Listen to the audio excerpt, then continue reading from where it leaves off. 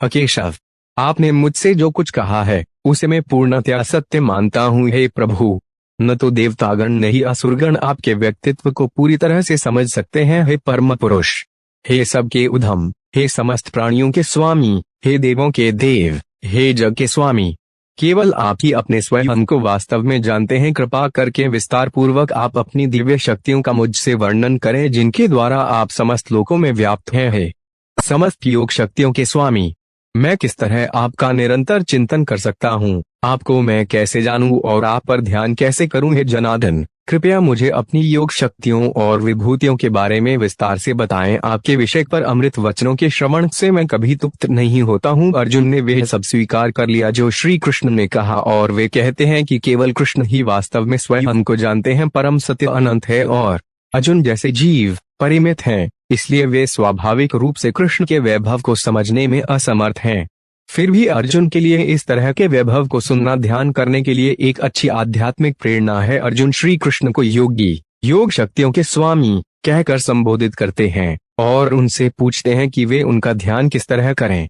इस अध्याय के 6 श्लोकों में श्री कृष्ण यह बताते हैं कि किस प्रकार उन पर ध्यान करना चाहिए, लेकिन अंतिम श्लोक में श्री कृष्ण यह निष्कर्ष निकालते हैं कि उनके अप्रत्यक्ष या अमूर्त रूप पर ध्यान की कोई आवश्यकता नहीं है, क्योंकि उनके केवल एक अंश से ही वे सारे जगत को आधार प्रदान करते हैं। अतएव श्री कृष्ण अर्जुन को इंगित करते हैं कि उनके व्यक्तिगत रूप पर ध्यान करना ही सर्वश्रेष्ठ ध्यान की प्रक्रिया है। भगवान श्री कृष्ण ने कहा, सुनो हे कुरुवंश के सर्वश्रेष्ठ, मेरी शक्तियां एवं ऐश्वर्य असीम हैं, इनकी सीमा का कोई अंत नहीं है, किंतु मैं तुमसे केवल अपने उन दिव्य वैभवों का वर्णन करता हूँ जो सबसे प्रधान है। हे अज्ञान की निद्रा के विजी अर्जुन, मैं समस्त जीवों के हृदयों में स्थित परमात्मा हूँ। मैं ही समस्त जीवों का आदि मध्य तथा अंत हूँ। मैं आदित्यों में विष्णु, ज्योतियों में तेजस्वी सूर्य, मरुतों में मरीचि तथा नक्षत्रों में चंद्रमा हूँ। मैं वेदों में संवेद हूँ, देवों में इंद्र हूँ, इंद्रियों में मन हूँ तथा समस्त जीवों की जीवन शक्ति या चेतना हूँ। मैं रुद्रों में शिव हूँ,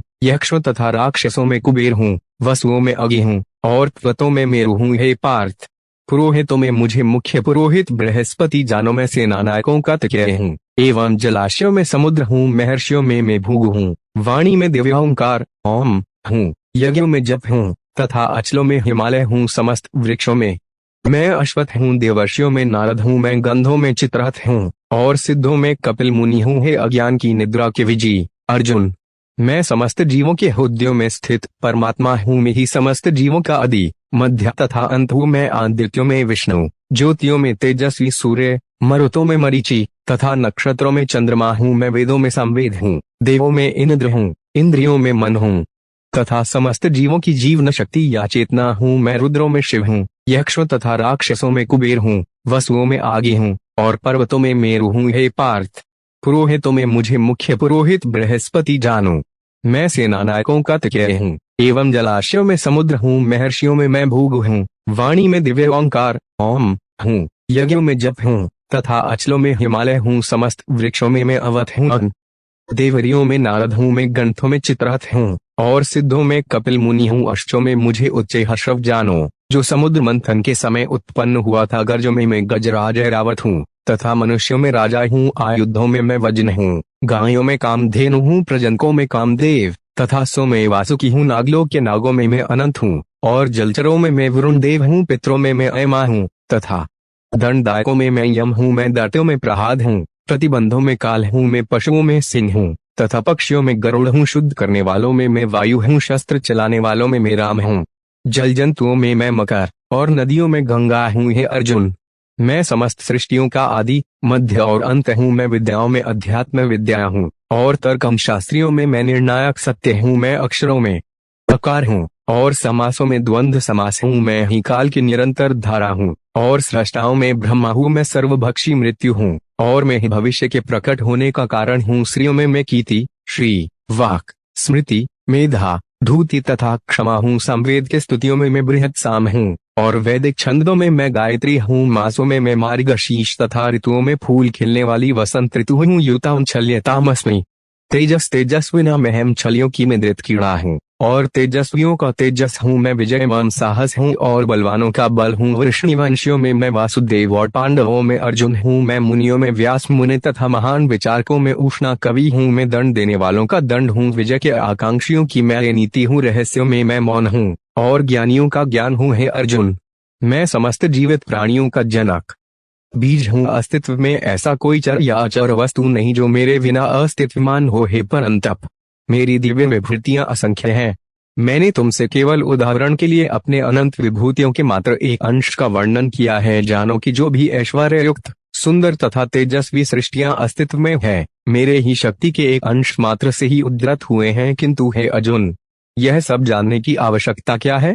मेरे एक अंश मात्र से ही यह संपूर्ण जगत आधारित है। उपरोक्त श्लोकों में श्री कृष्ण ने कहा है कि संसार की सभी वैभवपूर्ण और अद्भुत चीजें उन्हीं को दर्शाती है। श्री कृष्ण ऐसा इसलिए कहते हैं ताकि हम यह समझ सके कि इस भौतिक जगत में जो भी प्रसिद्ध, सुंदर और गौरवशाली है वे केवल उन्हीं से उत्पन्न हुआ है। कृष्ण के वैभव अपार हैं, परंतु अंततः कृष्ण कहते हैं कि जब परम सत्य उनके सामने उपस्थित है तो अब उनको अप्रत्यक्ष तत्व पर ध्यान करने की कोई आवश्यकता नहीं है। इसलिए कृष्ण अर्जुन को सुझाव देते हैं कि वे उनके इस प्रत्यक्ष रूप का ही ध्यान करें। श्री कृष्ण का कोई ऐसा रूप नहीं है जो कुरुक्षेत्र में अर्जुन के सामने उपस्थित रूप से अइष्ट है। केवल उनके उस रूप को छोड़कर जब वे यमुना नदी के किनारे वृंदावन के कुंज वनों में एक युवा के रूप में तिरछी दृष्टि से देखते हुए, हाथों में अपनी बांसुरी लिए और 3 जगहों पर बांके हुए अपनी दिव्य स्वरूप में दिखते हैं। हम मित्र, यदि आपको इस जगत में अपने सहयोगी बंधुओं से लगाव है तो गोविंद जी की मोहक मुस्कान का अवलोकन न करें।